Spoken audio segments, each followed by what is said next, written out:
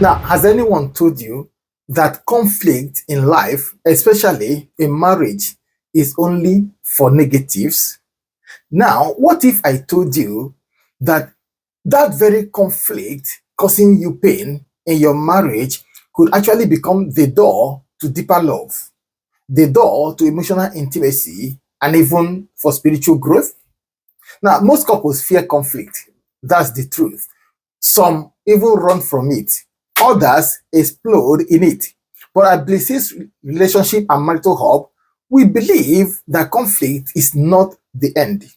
It is, in fact, the beginning of something deeper when handled God's way. That's why I welcome you back to BlissHills Relationship and Marital Hub, where we help you build godly, emotionally healthy marriages that last a lifetime.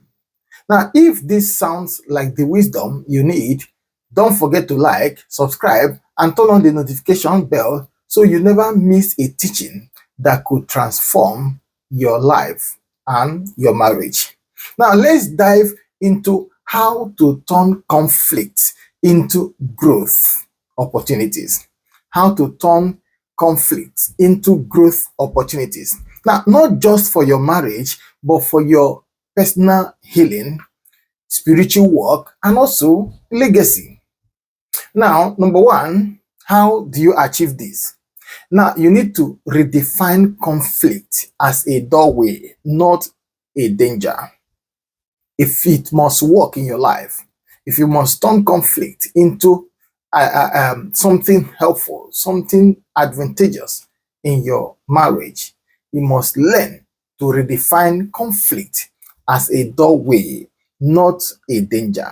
You see, most people were raised to view conflict as dangerous, disrespectful, and even as something to avoid. But in marriage, you need to understand this, that conflict is inevitable. As long as you're going into marriage, you must know this. Bear it in mind that conflict in marriage is inevitable. It will always be there. And the truth is that that conflict is not your enemy. You must know also that conflict is never your enemy. It is a doorway to deeper understanding, especially in marriage. Now, the problem is not the argument. Hear this. The problem in marriage is not the argument. It's about how we argue. That is what is the problem. How we argue. The fact is that conflict, when approached prayerfully and even respectfully, reveals unspoken needs, deep fears, and personal wounds that are asking to be seen and healed. Now, the simple wisdom tip here is ask yourself during conflict, what is my spouse really looking for? What's my spouse really trying to say beneath the frustration? What is my spouse trying to say? What are they trying to convey? Proverbs chapter 15 verse 1 says something. Say, a gentle answer turns away wrath, but a harsh word, he says, stirs up anger. What is my spouse trying to pass across as a message in this bitter anger? Now, number two, you must embrace listening to learn, not listening to win. Learn to embrace listening to learn rather than listening to win. Now, many couples, if it interests you, turns conflict into competition, where the focus now becomes who is right, who has the better point. But in godly marriage, you don't win when your spouse loses. Did you get that? You don't win when your spouse loses. You win when you both feel heard and valued. That's when you can say, oh, finally, you have won. Listening with humility is a form of love. It says, I value your experience, even if I don't fully agree. That is what it means. That is how emotional safety is built. Not through perfect situation or through perfect solution, but through compassionate presence. Now, the simple wisdom tip here is when your spouse speaks, Don't plan your reply. Rather, plan your understanding. Ask yourself, ask clarification or clarifying questions, not defensive questions. Ask questions to clarify, not questions that defend.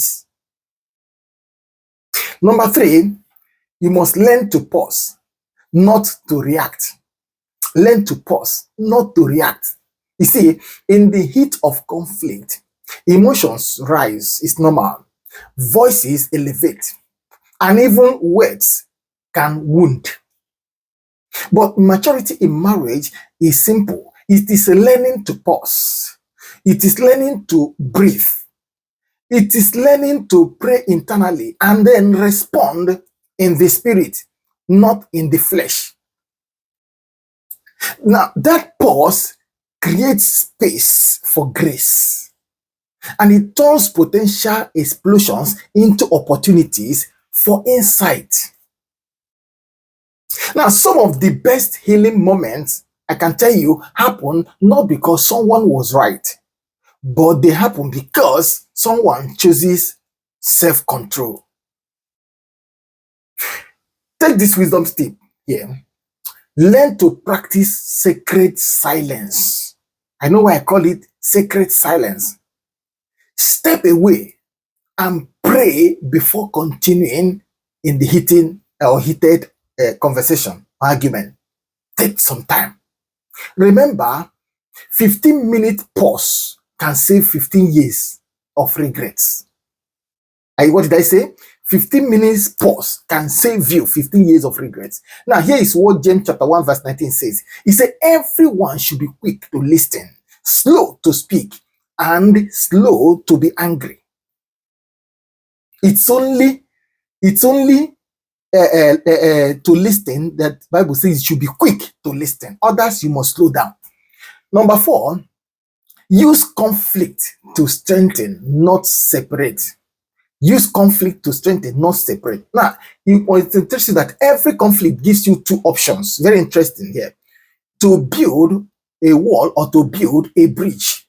Every conflict presents you with these two opportunities. Now, couples who grow stronger don't avoid conflict. You must know this. They use conflict to understand each other's histories, each other's fears, and even each other's emotional needs. Now, instead of asking, why are you even angry? You hear people ask such a question. Why are you angry? Rather ask, what pain is beneath or behind your words? What pain is behind your actions or your reactions? Instead of shutting down, lean in. Learn to lean in. Remember, conflict becomes a growth opportunity when you choose curiosity over criticism. The wisdom tip here is simple. After each argument, ask yourself this question. What did we learn about each other here? Now, learn to turn the tension. Learn to turn tension into teaching moment.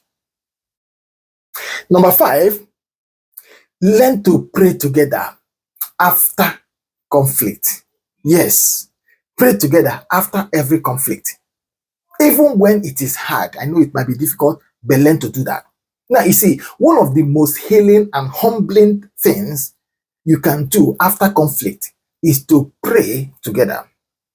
Not just, Lord, fix my spouse, but Lord, heal us. Make us one again. Now, prayer after conflict, you must know, invites the Holy Spirit to do what your words could not do. To restore peace, to bring clarity, and also soften hearts. I know it's not that easy to do all this, especially when emotions are still fresh. But I can assure you, it's gonna be powerful if you can learn to do them. Now, take the wisdom tip here. The wisdom tip here is that try to end that hard conversation with 30 seconds of prayers. Even if it is silent holding of hands together. It shifts the atmosphere from tension to tenderness. Matthew chapter 18 in verse 20, it says, for where two or three are gathered together in my name, he says, there I am with them. I want you to bow down your head in prayer. Let's go before the Lord in prayers, and we'll conclude this way and say, Father, thank you that even conflict can be used for your glory. Lord, teach us not to fear disagreement, but to work through them with grace, patience, and even understanding. Help us, Lord, to turn every argument into deeper connection, every tension, Lord, into testimonies. Let our marriages, oh Lord, reflect your love, not in perfection, but in humility, in growth, and in healing. In Jesus' name, we have prayed. I want you to type in amen. Type amen in the comment section if you believe that this prayer will work wonders in your marriage and even in your life in general. Now, let's talk in the comment section. Which of these 5 steps are you working on right now in your marriage? I want you to type it down in the comment section. Now, have you ever seen God turn conflict into connection in your home? I want you to drop it in the comment section as well. And also share your stories, because your own growth may unlock healing in another couple. Please drop your own stories in the comment section. And also, as a way of encouraging us, type in your views. I'm waiting, eager to hear from you and also to learn from you. And don't forget to like, subscribe, and also turn on the notification bell to stay connected with BlissHills Relationship and Marital Hub, your trusted voice for Christian marriage, healing, emotional intimacy, and godly wisdom that transforms homes. Thank you for being with us today, and I'm going to see you again in our next video. But until then, continue to build the marriage that lasts. The Lord bless you.